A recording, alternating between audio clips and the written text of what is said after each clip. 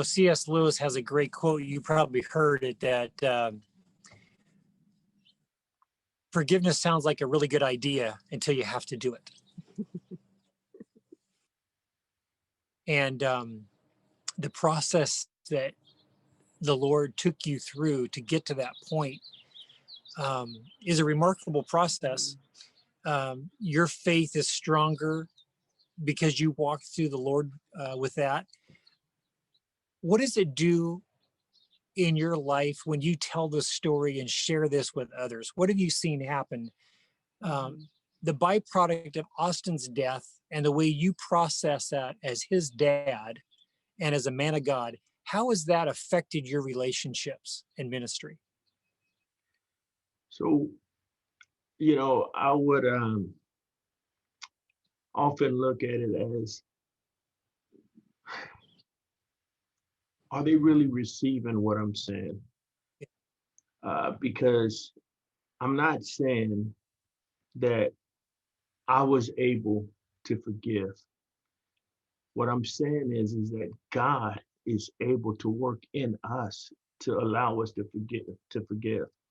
And having that in my heart, in that truth, in ministry, it has allowed people, when they hear this story, to sit back and look at the power, not of me to forgive, but of God to work in me. And I think that's the most important part. It's not anything that Alan has done, but it's everything that our Father, your Father, has done for me. So I get to glorify him in that. And when I tell that story like that to believer or non-believers, because everyone wants to know, they look at me in amazement, and they'll say things like, "Man, you're a better person than I am." And I say, no, no, no, no, no, no. That's where you're wrong. That's where you're wrong. I'm not a better person than you. I said, had it been my own way and not for God, there's no telling what I would have done or where I would have been. And I think it's that statement right there, when they understand that it's a power that's greater than any of us, that helps them understand that there is something greater than themselves, whether they believe or not.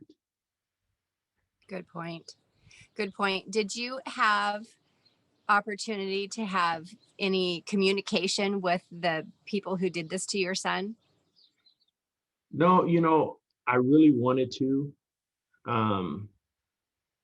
but I did not want to go to court during that time, because my ex-in-laws and my son's mother was there, and talking to them, and my wife's sister, they were just so angry and just, I didn't want to be in the process. I had the opportunity to go.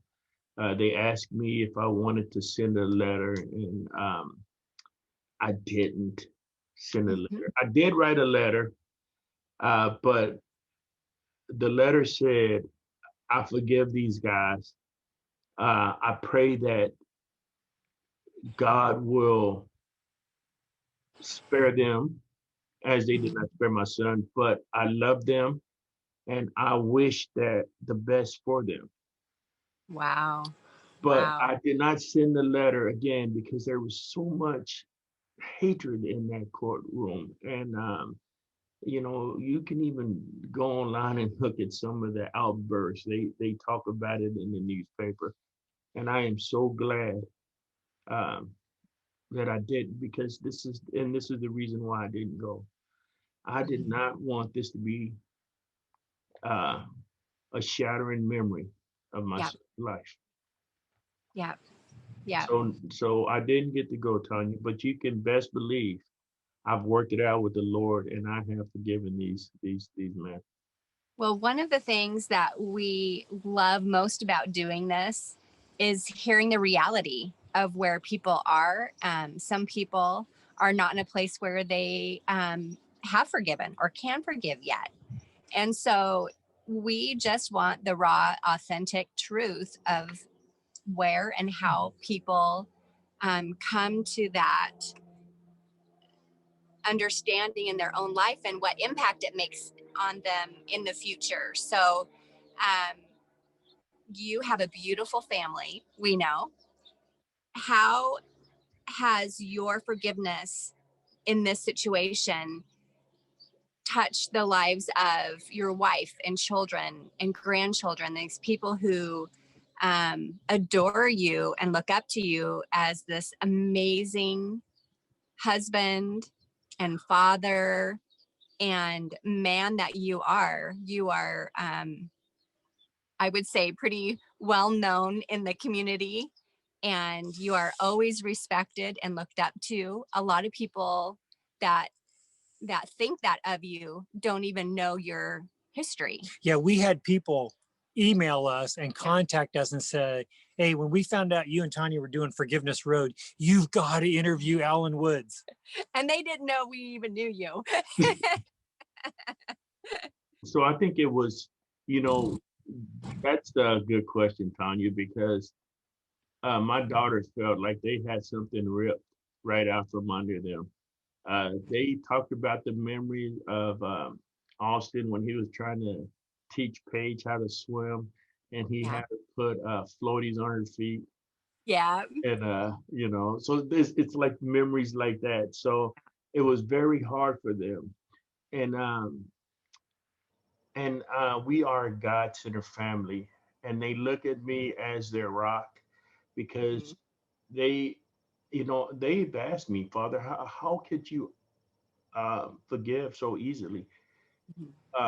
As you know, because they didn't. To them, what they see in the world, it doesn't seem natural. So at a point, what they were really asking me is, do I really care? Do I really care about them? And then I had to explain to them that, yeah, but I have to love God first. I have to love God first, and I have to obey God. And it's just been amazing to see their response to it.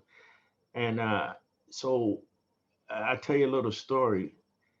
After Shana graduated high school and she went to college, she came home, and the side of her shirt came up and she had a tattoo.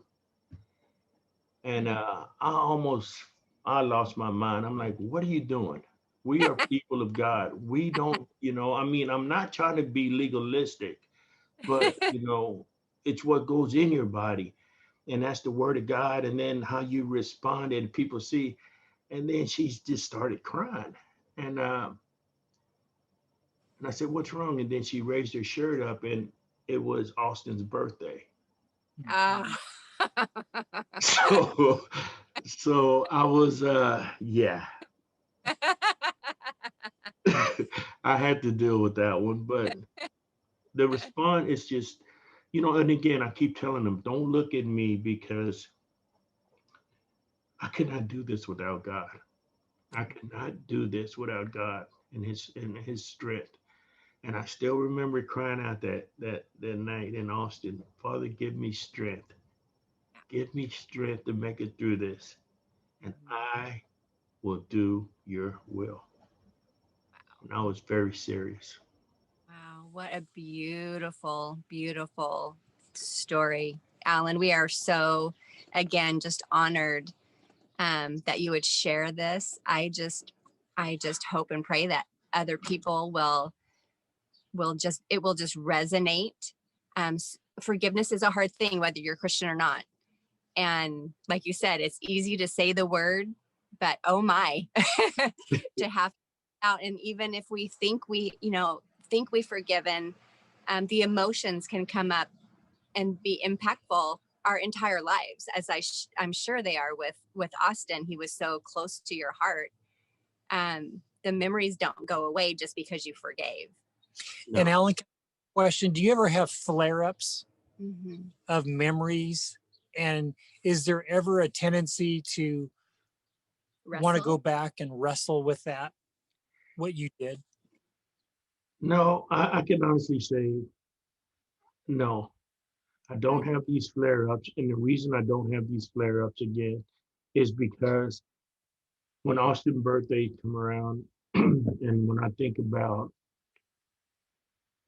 Everything that I've been through in life, I understand, I truly understand that our days are numbered, every one of us. Like I said, I don't think it was fair, excuse me, at first that my son would leave before me. But I don't have to wrestle with the fact that God is in charge and he knows um, the end from the beginning. I just have to trust and believe um, in his promise. And I do. So I don't wrestle with that. Ron, and it took me a long, long, long, long time to get to that point. Yeah. But what really helped me get to that point is walking with other brothers who have suffered the losses and things of that nature. Um, we as Christians, we never want anything bad to happen to us. But the question is, why not? It should be by our example and our faith that we say we have that people can learn and walk through these same troubles. So yeah, I mean I can honestly say, Ron, I don't have these flare ups. I do have breakdowns. I'm not gonna say I don't have breakdowns. I don't have these flare ups where I get angry or anything, but I do have these big breakdowns Okay. where I miss my son dearly. Yeah. But Yeah. they're not flare ups, they're just breakdowns. Yeah. I love that. Well, I know we've had some great times together. We fished together. We've done ministry together. We've shared. We help move people. We help eat pie at people's houses, and they feed us these wonderful things when we sit around and talk as guys. And I remember you and I were part of a Promise Keepers group at Clayton and Addie Anderson's house Oh yeah. for years, and they were such a blessing. And I just heard you say something about walking with other brothers who have hurt. We know some people process forgiveness differently. Tony and I often talk about, in her book, she mentions that there are microwave forgivers and then there's slow brew forgivers. And just talk to the person right now that may have not had a loss of a son or anything, but they're struggling with unforgiveness. And you mentioned the natural part of us doesn't want to forgive, we want to hang on, but God enables us to have a supernatural forgiveness. This isn't natural, this is supernatural. Talk to the person right now that's struggling with how to forgive. So a person who is struggling on how to forgive need to understand what God's desire is for us. And Ron, I like how you put that supernatural because it is supernatural. If you ever want to see God's desire for man, you have to go no further than the second book in Genesis, the second chapter in Genesis. Everything from that point on was good, and that's what God desired. He desired us to be together. He desired us to have dominion over the earth. So Christians should be the best environmentalists around. Um, Take care of uh, the yeah, yeah. take care. But what but what he's done though is he has put people together, and people are supposed to be together. But we understand that after sin, now we're going to have these rubs and these troubles and these issues. But at the same time, we also have this thing called forgiveness, right? And Yep. forgiveness is the ability to allow the puzzle piece to come back together, right? I see Oh, this wow. thing, I see this thing called forgiveness as a big puzzle, right? And every time you don't forgive someone, that piece is missing. So Oh, your good. puzzle will never be complete. So if you cannot forgive someone, you're going to be missing out on something in your life. You don't understand it yet and what it is. But I'm telling you, you're going to be missing out on something that is so critical in your life and so vital because that's how God operates. It is supernatural. So Wow. Great just, way to it. yeah, yeah. So don't let what someone else said or did to you keep you down. You reach out to that person, right? You bring that puzzle piece back into your fold, right? And you hold on to it and you cherish it, because our days on this earth are numbered. That's So right. love as hard as you can love, and care Oh, as I much as you can and who you can. love it. Alan, thank you so Good job, very brother. much for sharing the story. Hope you've enjoyed Alan's story of forgiveness. If you have ever had heartache or heartbreak in relationships with parents, you're going to want to watch our next two videos coming up with Doug and Marilyn. So be sure to watch Forgiveness Road. Give us the thumbs up sign and the red subscribe button. That would be great. Thanks so much for watching Forgiveness Road.